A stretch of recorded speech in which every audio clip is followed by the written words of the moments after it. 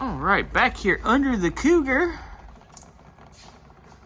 we are draining the trans. I got the pan most of the way unbolted, so at least it'll pivot.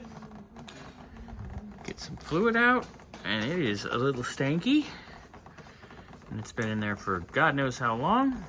So we're gonna let that stuff dribble. And we'll let it drain a little more.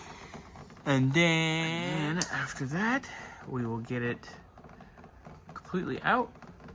We'll undo our trans mount and our cross member, and we'll let this baby down and get it out of here.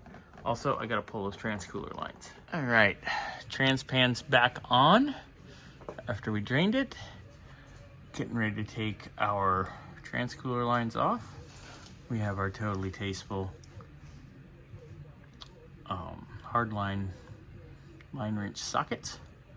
Get that knocked out, bada boom, bada bing. Get those off and out of here. Then we'll be down here taking out our mount hardware. Yeah, then I'm gonna clean up the floor after I do the fuel line. Get it out, get the speedo cable out. Also, I like how the speedo cable is held in with a piece of baling wire. Classy, very classy. All right, got the fuel hard line undone and out here on the back side.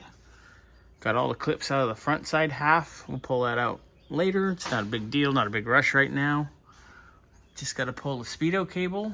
Got the nuts out of the mount here on the cross member. So once I get the speedo cable disconnected, I'm gonna lower the car down, get the jack on the bottom of the trans, undo the cross member, take out the trans will go right out of the car. And just like that, the trans is out.